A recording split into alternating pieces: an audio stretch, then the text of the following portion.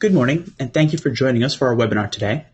I'd like to introduce Jonah Till-Johnson, CEO and Senior Founding Partner of Nemertes Research, where she sets research direction and works with strategic clients. She has decades of experience in technology design, deployment, and operations. Under her leadership, Nemertes has emerged as a leading trusted advisor to Fortune 50 and other world-class organizations. Jonah? Great. Thanks, Ed, and good morning, everyone, or good afternoon, depending on where you are time zone-wise. Can we click to the next slide, please? Okay, this is what we're going to talk about a little bit today. I'm going to give you some background about Nemertes because we're going to be citing some primary research data, and you might want to know where that came from. We're also going to then articulate the challenge that mid-sized organizations and large organizations are, the challenges that they're facing today. And those include increasing drivers and proliferating drivers, plethora of new technologies and new attack vendors, the concomitant increasing complexity, which is actually separate from the problem, results from the plethora of new technologies, but is a separate problem, and of course, limited resources. Then we're going to introduce a solution which we call pervasive protection. And fair warning, it is not a single product you can go out and buy that's a silver bullet that protects you, but it's a framework for thinking about how you pull the piece parts together and integrate them and manage them as quickly and efficiently as possible. And we'll turn this into a little bit of a checklist and action items. And then we'll go ahead and hand it over to Paul Lippman, who is the CEO of iSheriff, to talk about what his company is doing to address some of these challenges. Next slide, please. Okay, well, you got this, a quick introduction about Nemertes Research. Just to clarify for those on the phone, we are a US-based research and consulting firm. We specialize in evaluating the business impact of emerging technologies. I want to highlight the fact that our clients are global, even though we are US-based, which is very important, especially when it comes to security. You can see some of the areas that we cover. I'm not going to read them to you.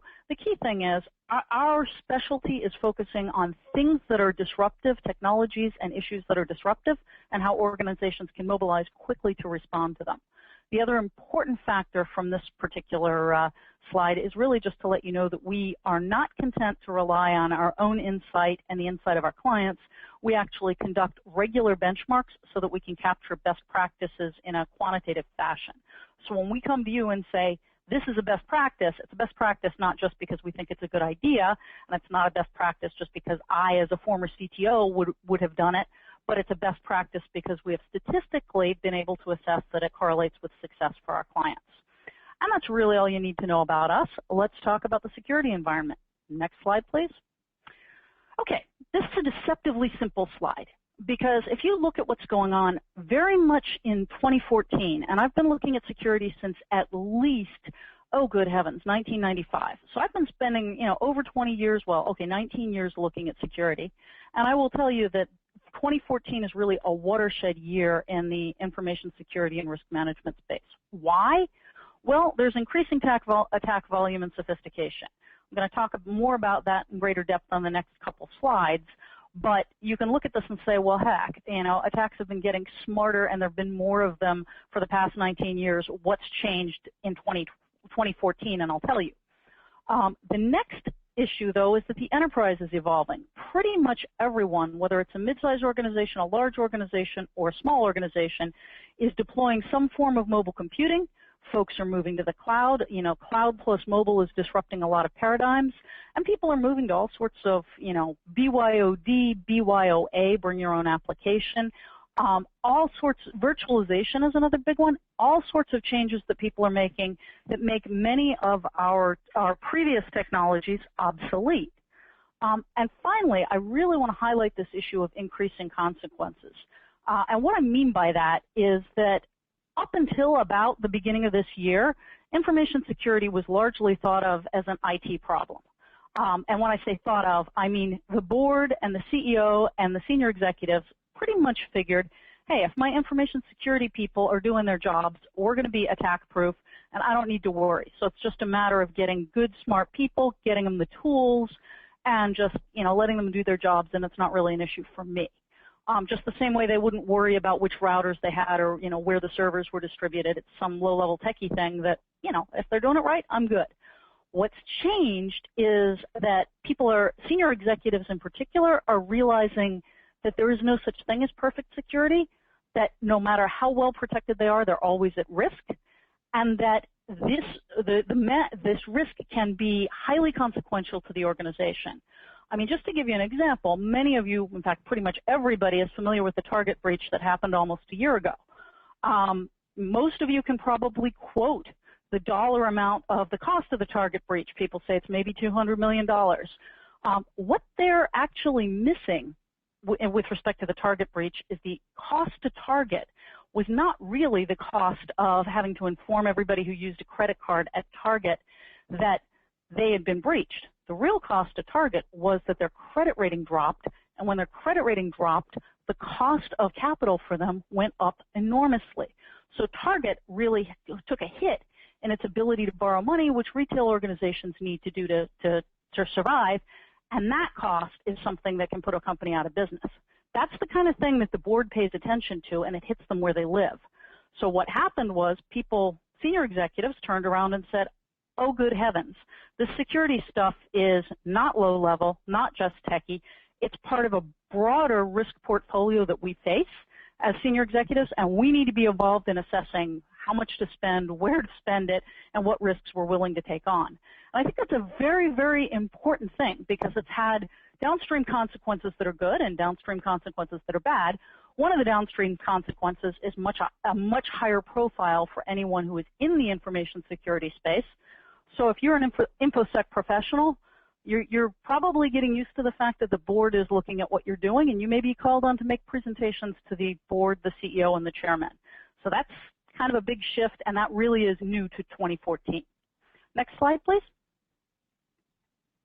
So I told you we'd come back to talk a little bit about more sophisticated threats. And I think one of the things I really want to highlight is the emergence of what we like to call, the modern blended threats. And the key sneaky bit about a modern blended threat is that all of its components may seem individually safe and may pass through all the barriers and the protection mechanisms that your organization has put in place, and then they reassemble themselves once they've penetrated the protection mechanisms. They reach out and find themselves. They're literally kind of a guerrilla attack, if you think about it. It's sort of a SEAL attack, Navy SEAL attack on the enterprise. So if you look at the diagram, each of those individual quote-unquote threat vectors seem safe, but when they combine, they create huge danger.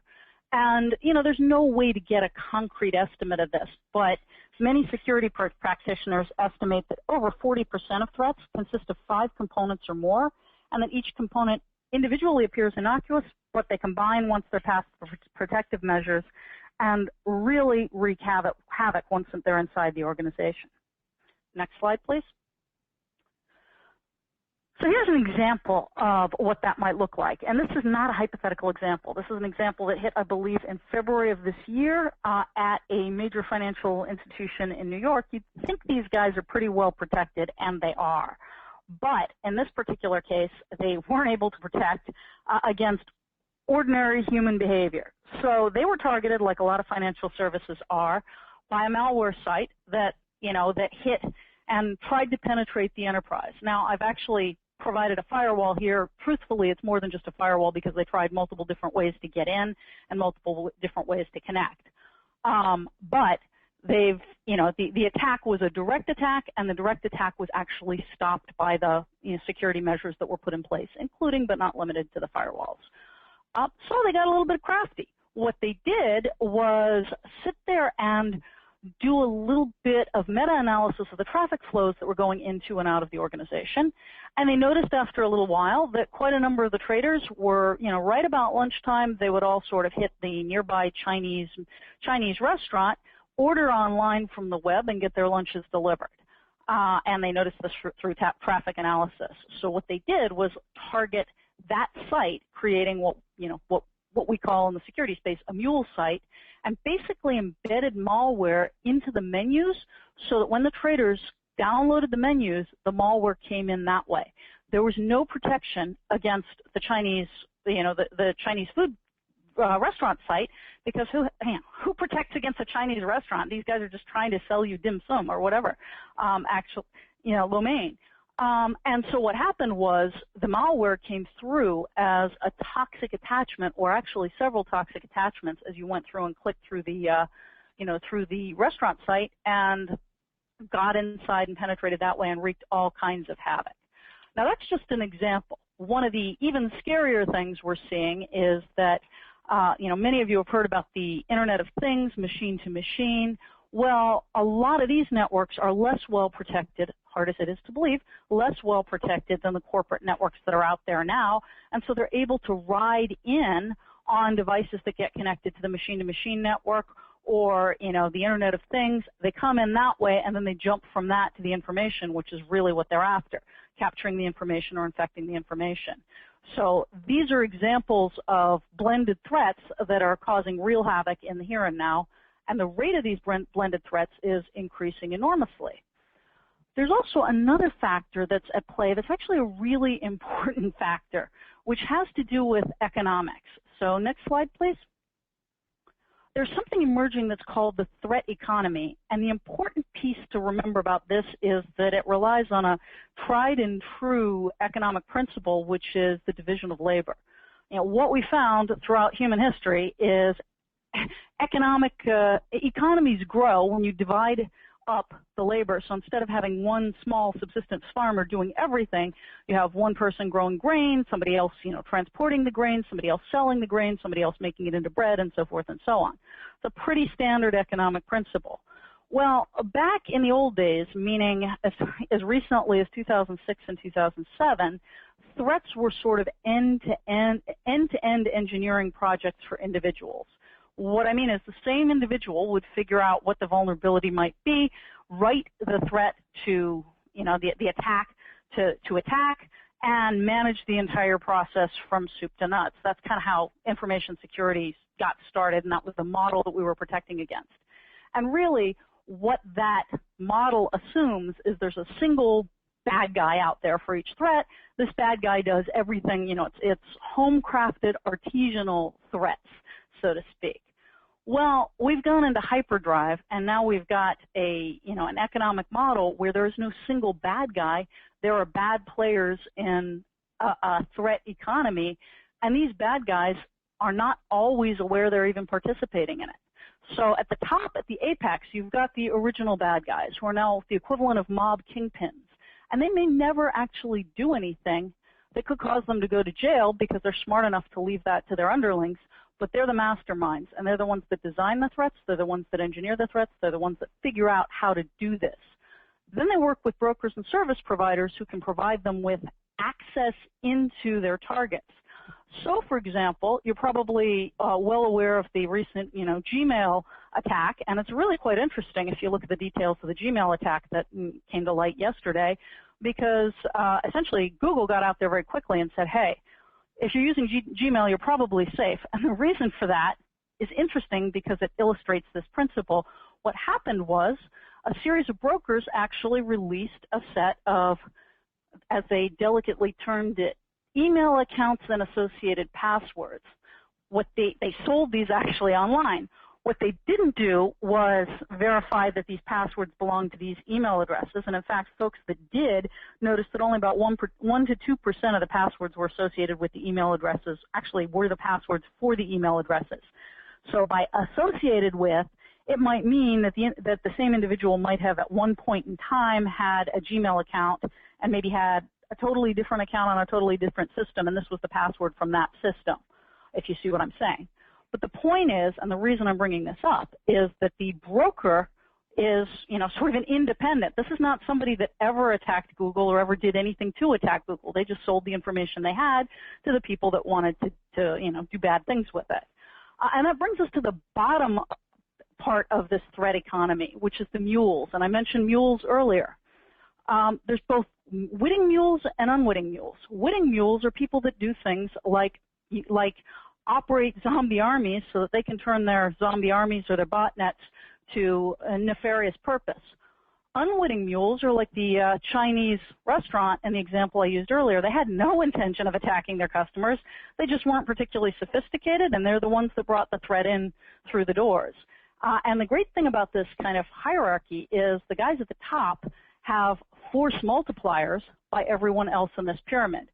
So back in the old days, the guy at the top was was limited by his own individual bandwidth because, only so many hours in a day.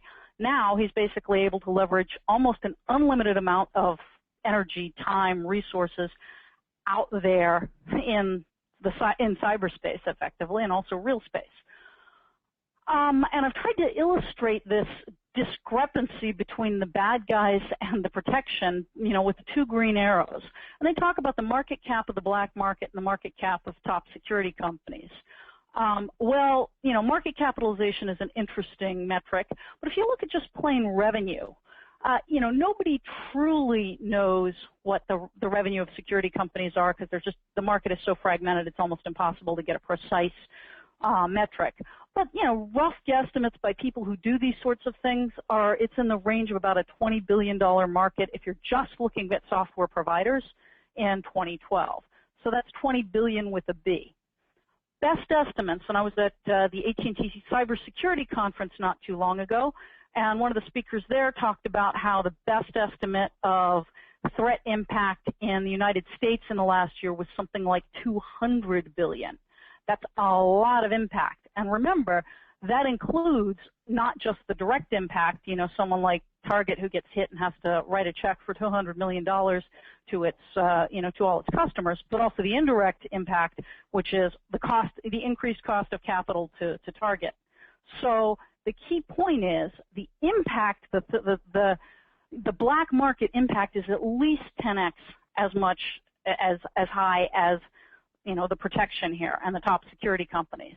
So when you look at the threat economy, not only have we gotten to, division of labor and specialization, which helps make an economy grow, we're also looking at the very simple fact that there's more money out there getting invested in the black market than there is getting invested in the security companies to protect. And that's a very scary place to be. Next slide, please.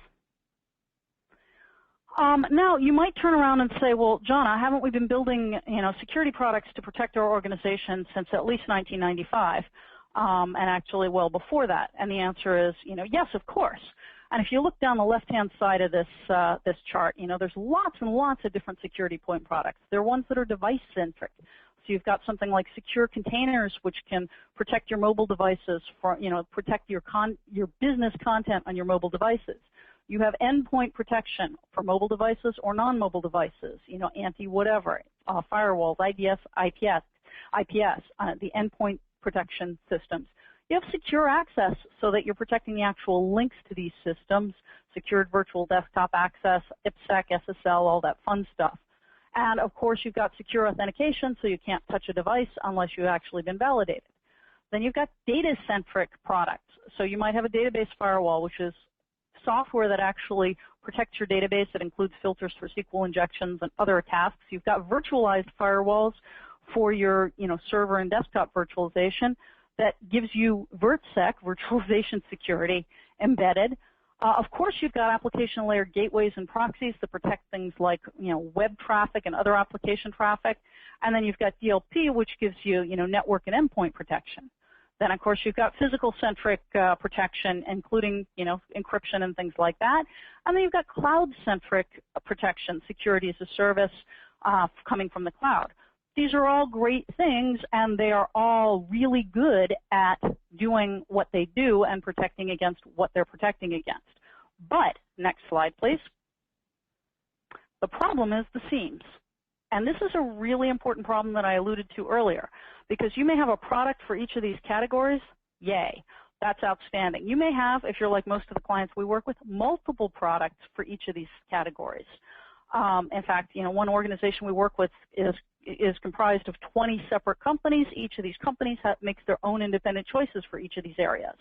So there's up to as many as 20 different products for each of these. The problem here is the gaps between the stovepipes.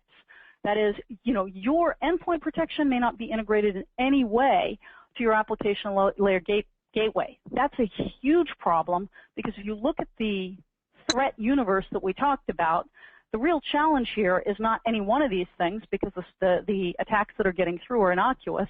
It's the big picture view that when they get inside the organization, they then recombine and become something toxic. And if you've got individual stovepipe technologies, you'll never get a comprehensive view of what's going on in your organization, and you'll never really be able to protect your organization. Next slide, please. So what does that mean? That means that in addition to everything else we talked about, one of the huge problems is complexity. If you're an InfoSec professional at the basic level, you have more products to manage. I pity the guy who is responsible for looking at the 20 times 20 products in his large organization. You also have more threats. We talked about the threat volume increasing, the threat volume increasing at an accelerating rate. That takes more overhead, and there are more delivery mechanisms. So people have to start thinking about, oh gosh, who's protecting M2M? Who's protecting, Internet of Things? Who's protecting, good heavens, have we tied our mobile device protection in? Gosh, Apple just announced the new Apple Watch. What are the threat vectors that it poses into the organization? I mentioned the greater exposure. As I said at the beginning, people can see what you're doing, and they're paying much closer attention than they used to. And finally, from what we talked about previously, if you've got all these stovepipe products, which hopefully most organizations have at least some product, you've got to somehow glue them together to get that comprehensive view of what's going on in your organization so you can protect against these sophisticated threats, the modern blended threat environment. Oh, and by the way, there's one more problem that I didn't list here. Next slide, please. It's that especially for mid-sized organizations, you do not necessarily have unlimited resources when it comes to security. This particular slide comes from our primary research data, a benchmark that we conducted a few months ago, and we find that essentially people are spending roughly $310 per employee, mid-sized organizations. It's actually depending on your definition of mid-size, because it's 427 for mid-size here. The mean is 412 and the median is 216, so you can probably guess that for most organizations it's somewhere in the order of 300 per employee. Now you've heard lots and lots about how security spending is up and more resources are coming your way. I will have to tell you that if you're dealing with a mid-sized organization, that may not be true. Very large organizations are beginning to perceive the risk. The chief security officers in these organizations are talking to each other and beginning to understand what's going on, and the boardrooms are talking to each other. You've got people serving on multiple boards. These people figure it out. But for smaller, mid-sized organizations, security is often an afterthought. You kind of do the best you can, and then you go to the hope and pray model. Just hope that you're going to fly under the radar and nobody's going to target you. Well, bad news. You can be a Chinese restaurant, which really is a small organization with a very limited security expertise, and people will still target you. I can guarantee you that the budget in the Chinese restaurant wasn't high enough to protect, to offer any meaningful protection here. So the point is, you're probably going to be resource constrained to some level or other, despite the high profile that security is granting. Next slide, please. And with all of those constraints, dealing with complexity, dealing with limited resources, dealing with a sophisticated, modern, blended threat environment, your challenge as a security professional is to move your organization from reactive to proactive to anticipatory. And what we mean by that is, pretty straightforward. If you're reactive, something happens and you respond to it. In the security universe, that means you shut down the threat as soon as you perceive it, and you do some forensics to kind of figure out what you might be able to do in future to protect against it. That gets you more into the proactive mode. As you do those forensics, you start figuring out what did happen. You can then move to what might happen, and you can begin to mitigate things in advance. Anticipatory takes that to a whole new level where you don't just base what might happen on what just did happen, but you base what might happen on your knowledge of all the forces at play here. So really sophisticated organizations are actually taking that anticipatory scenario into what they do is wargaming. They start figuring out, what if we got an attack from over here, there was an attack from over here, our data center failed, and this virus hit. And they start playing through these scenarios to uncover the weaknesses in their systems. The challenge for the rest of us, if we're not the highly sophisticated organizations, is to just get ourselves a little bit out of that reactive mode and more towards that proactive mode with the hope of one day becoming anticipatory. So how do we do this? Next slide, please. Again, there's no single magic bullet, silver bullet to solve all these problems, but what we at Nemertes propose is a framework that we call pervasive protection. And really, the emphasis here is on framework because, yes, you have all these products in your organization. You may be out there buying more products, but what you really want is the ability to tie all of that together and get a comprehensive view of what's going on in your organization and the ability to react quickly to these multidimensional threats, which may touch multiple components of your organization. And so just to give you a general sense, you're going to want to make sure that your pervasive protection is linked into your network security, web, application, content, and compute security, unified communications, social media, and mobile security, which are newish areas but can pose their own sets of threats, and cloud delivery. You know, you're going to be, if you aren't already, you're certainly receiving a number of your applications from the cloud. They need to be umbrellaed in under your security and protection framework for this. And I want to highlight something when it comes to cloud delivery here, because you know, cloud is a really interesting mechanism not only for delivering applications, but also for delivering security itself. The same reasons that people are moving to a cloud economy, to a cloud services, which is largely because of the agility that cloud provides, also makes cloud a really interesting platform for security services. And I'm highlighting this because it's worth spending some time thinking about, you know, the percentage of your portfolio that is on-prem based or on-device based versus on-cloud based, and really putting together a strategy that will move you slowly into the future towards a heavier reliance on cloud where it makes sense for you. Next slide, please. So what are some of the characteristics of this pervasive protection, since I've given kind of a very high-level view of it? The first one is that it's user-centric versus device, infrastructure, or network-centric. And what we mean by that is you really need to think long and hard about who your users are and what protections they need, and then you can extrapolate out. And I also want to add that the definition of user, you know, may be a non-human entity if you're looking at a machine-to-machine network. If you've got a device on that network that's going to be going out there and requesting applications all on its own as part of its robotic function, you need to think about robots as users too, so to speak. It needs to be integrated. We talked about this. You know, the sheer volume of point products and point services is creating its own challenge, and you really need to be focusing on integrating these solutions, not having siloed solutions. It's got to be heterogeneous. You can't have, you know, you can't have a solution that only protects one flavor of device, application, user, et cetera, et cetera. It's got to be able to provide full spectrum protection against the full range of security threats, and it needs to be adaptive and scalable, meaning it responds to the latest threats quickly and scales as you scale your company and your organization. And finally, explicitly, you want to handle, you know, the emerging areas, mobile devices, mobile content, and mobile applications. Many organizations have invested in mobile security solutions, but quite a few folks have invested in them as separate from their overall security solutions, and that's got to change. You really need that integration, which we've got there in the middle as a key capability. Next slide, please. So as you go and start thinking about fleshing out this framework, you know, the first thing, and I'll give you kind of a very short and sweet roadmap. The first thing you want to do is take inventory on what products you have, where you have them, see if you've uncovered any gaps. Then you want to think about solutions that can actually begin delivering some of that integration and some of that quick responsiveness and some of that agility. And one of the questions you'll be looking at, as I mentioned earlier, is it cloud-based or on-premise? Keeping in mind that something that's cloud-based can often be much more agile. It doesn't require manual updates. It can respond quickly, so that's something to think about. Does it protect data across multiple attack surfaces? We've highlighted this issue of the modern blended threat.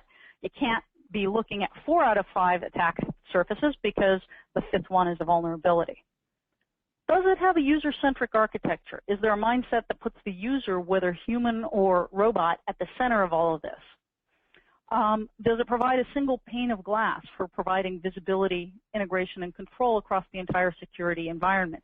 That's actually a very, very key feature because most security solutions come with a pane of glass that allows you to look at their solutions. You want something that will allow you to look at the solutions that you already have in place, maybe custom code that you might have written, custom solutions you put in place, and sort of give you an end-to-end perspective on what's going on because that matches with the kinds of attacks you're seeing. And then you want proactive rather than reactive incident management. It's not okay to discover how badly you were attacked after you were attacked. It's much better to prevent you from being attacked in the first place. So these are some of the questions you want to ask after you've conducted that initial assessment of what your environment is like. And you want to then start putting in place a roadmap that says, here are the gaps, here's where, on this checklist, we may be missing a few things, and here are some of the solutions we can put in place from a technology perspective to get us there. Keep in mind that technology is only one piece of the puzzle. A number of other pieces of the puzzle include things like governance and processes. That's kind of out of scope for this webinar, but you really want to make sure that you've got the right roles in your organization to address security, you've got the right processes to communicate, especially communications processes, and that you've sort of got those connections between disparate silos in your organization so that your organization, from a human perspective, gets that same level of integration rather than having InfoSec in its own special silo and disconnected from the rest of the organization. And with that, I'm going to go ahead and, next slide please, hand over to Paul Lippman, who is the CEO of iSheriff. Paul is going to talk a little bit about his company and how his company sees these challenges. Paul, take it away. Great. Thank you very much, Jonah, for a really very interesting and thought-provoking presentation. I certainly learned a lot in the last 20 minutes, and I'm sure everyone who's attending here did too. So as Jonah said, I'm Paul Lippman, CEO of iSheriff, and I'm just going to spend a few minutes to explain how we can help you to overcome some of the security challenges that were just outlined in the presentation here. Next slide, please. So iSheriff is a cloud-based security company. We provide a multi-tenant platform that is the simplest and the most cost-effective way to protect your data and devices from digital threats, the kind of threats that were explained in the presentation. We've been in business for over a decade, and today we're protecting thousands of organizations of all sizes around the globe. Next slide. So as Jonah pointed out, protecting your organization from cyber threats is increasingly challenging for a whole variety of reasons in terms of attacker sophistication, in terms of increasing connectivity, changing form factors. And the security industry offers a plethora of point products that, as we've discussed, are complex, expensive to deploy, administer, and use. And as the recent news headlines just in the last few days and last few weeks illustrate all too well, and as Jonah has just discussed, the threats are still getting through. JP Morgan Chase alone spent $250 million in a single year on security. They were still hacked. So what does that mean for the rest of us? What does that mean for smaller organizations that are trying to defend against the same kinds of threats? Well, the iSheriff Cloud Platform protects the three vectors through which malware attacks: the web, email, and the endpoint device itself. And we deliver this solution as a cloud-based service, making it highly cost-effective and very easy to configure and use, as there's no hardware to buy and deploy and manage. And as the unique single pane of glass management console and integrated security policies make the service dramatically easier to use than the typical legacy on-premise solutions. Because iSheriff is a cloud-based service, as I mentioned, we protect users wherever and however they're connecting, even when they're roaming outside of the network. And that's an important point.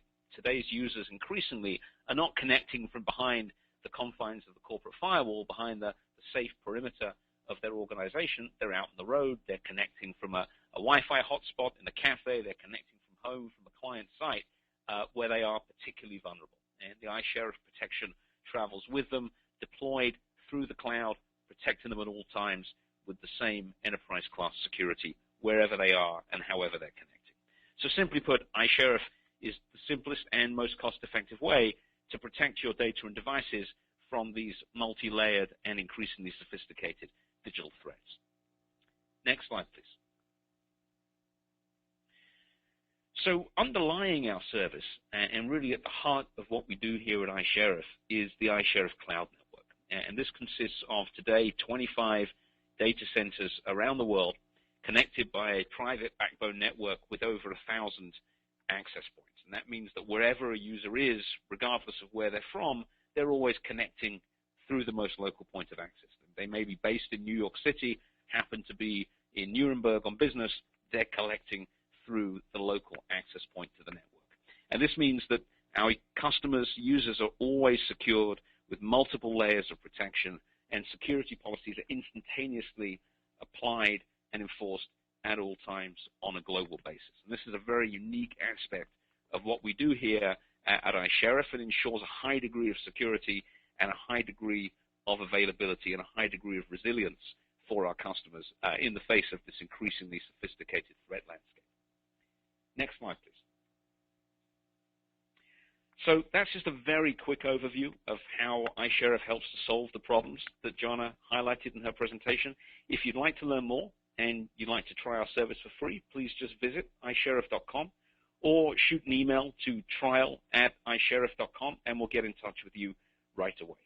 So thanks very much for your time. This ends the formal presentation, and I'll now turn back to Jonna to headline up the Q&A session. Great. Thank you, Paul. And I'd just like to alert everyone, you do have a fabulous mechanism for submitting questions through GoToWebinar. So please just send in a question via chat. I'm looking at the question queue right now, and I will make sure that either Paul or I start tackling the questions. The first one that came in, though, Paul, I think is pretty clearly for you. It's how much does iSheriff cost?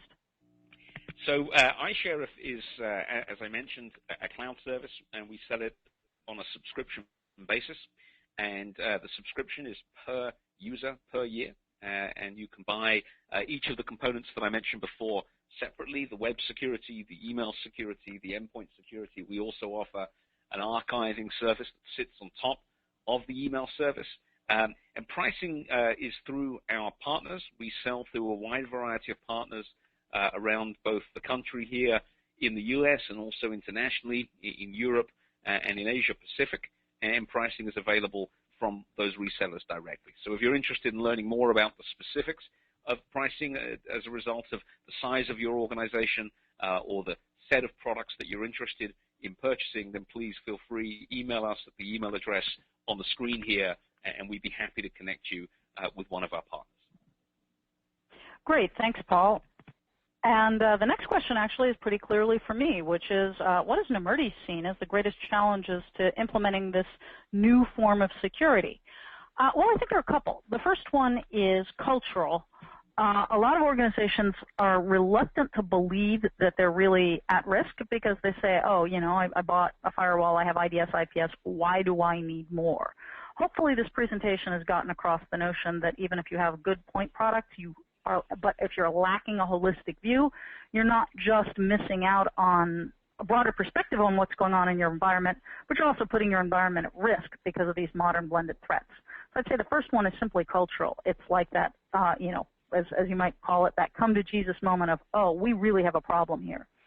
I would say the second one is actually the plethora of products that are out there. I know most of you have probably not had the fortune to attend RSA this year, but it was really phenomenal to look at the density, the population density of people at not just at the show, but waiting to go inside and look at all the products and start assessing them for their organizations. And the problem is there are more products than you can possibly buy or even look at in the course of a year, 2 years. So that's one of the reasons why we recommend that folks start with this pervasive protection framework and think about the kind of top-down view that they want to be getting rather than trying to look at each and every point product that might be out there. I think the third challenge is organizational and operational. How do you get the right teams together to take advantage of, you know, the new technologies and protect against the emerging threats? So that's kind of what we're seeing. I don't know, Paul, if there's anything you want to add as any of the challenges that you're seeing. You've been in this industry for a while. You might have some thoughts to add there as well. Yeah, you know, I think I want to just follow on from the comment you made about the cultural challenge, and that's certainly something that we see, I think, for larger organizations, for the smaller businesses that have small IT teams, maybe either no security experts or staff, or maybe just one or two. In many ways, they're ideally placed to think about security holistically. As you start to think about much larger organizations that have a separate team for thinking about network security, a separate team for thinking about the endpoint, a separate team for thinking about messaging, therein lies the gap between the silos. And so the cultural shift that needs to happen is to start to think about security as this very holistic practice to ensure that, using the term that Nemertes has created here, the pervasive approach to protection, is really at the heart of the security posture of the organization. And that becomes culturally more challenging the higher up the stack you get in terms of organization size. So I think that's certainly something to be thinking about for those of you who are on the call here today, who are in those larger organizations, how to affect that kind of cultural change that is going to be necessary to take this somewhat next generation approach to protecting your organization.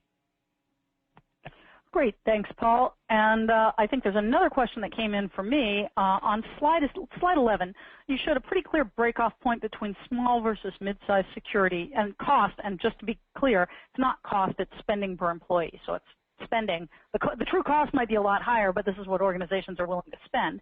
But that's not your point. Your point, questioner, Mike, is that the difference between mid-sized through large was pretty marginal. So what was our definition of a mid-sized provider? Excellent question, somebody that pays attention to math and stats. Our mid-size organizations are 2,500 to 250 employees, and then 250 and below by employee count. I think the chart that I actually showed you was revenue-based, and it's got similar sorts of, it's basically a 2 orders of magnitude discrepancy, which explains the sort of stark discrepancy between the smallest companies and mid-sized organizations.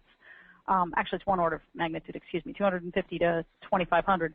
Same thing, I think you're looking at something like under 10 million for small and 10 million to 250 million or something for mid-size. It's about that way. So that's why it's that the small folks are really at the small end, and mid-size covers a lot of ground, including stretching upwards into the large and very large environments. So enough about that. We have a couple more questions for iSheriff, and I have this one. I think is actually absolutely wonderful.